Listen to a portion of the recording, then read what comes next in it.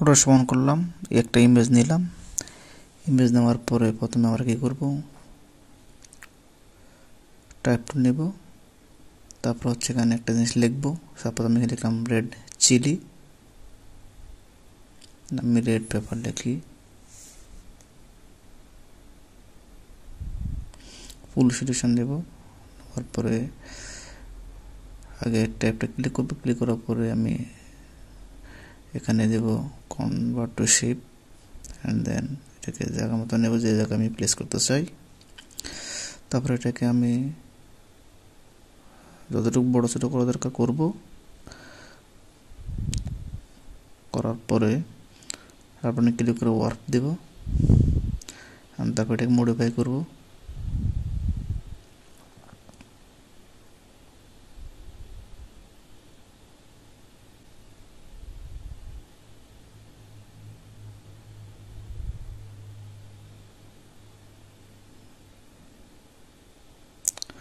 Modify করা হয়ে গেলে তারপরে পলিউশন ক্লিক করব, করার পরে লেয়ারে যাব। লেয়ারে যাওয়ার পরে এটা অল্টটা ধরে ক্লিক করব, সিলেক্ট হবে। সিলেক্ট হওয়ার পরে ইমেজটা ক্লিক করব, তারপরে এটা আর্টবোর্ডিং ক্লিক করলে এটা চলে আসবে। হ্যাঁ, আমাদের আর্টবোর্ডিং ক্লিক চলে আসবে। আসার পরে এর নতুন লেয়ার ক্রিয়েট করব, তারপর লেয়ারটাকে টেনে দিয়ে নিচে দিয়ে দেব। এরপরে ওই যে উপরে যে ব্যাকগ্রাউন্ড যে লেয়ার, ইমেজের যে লেয়ারটা আছে, এটা ওই সাইডটা ক্লিক করব।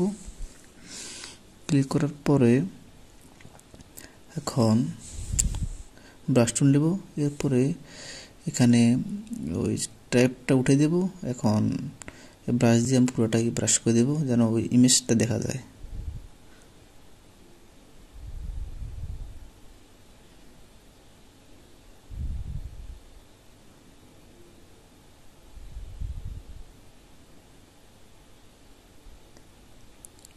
আমার ইমেজটা হয়ে গেছে।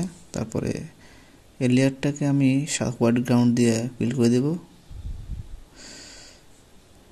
সিম্পল বাট খুবই ভালো লাগতেছে ডিজাইনটা। তারপর ইচ্ছেগুলো এইভাবে নতুন ডিজাইন তৈরি করতে পারবেন।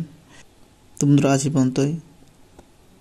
ভিডিওটি অবশ্যই লাইক, কমেন্ট, শেয়ার করতে ভুলবেন না, এবং আপনি যদি আমার চ্যানেল নতুন শ্রোতা হয়ে থাকেন অবশ্যই চ্যানেলটি সাবস্ক্রাইব করবেন।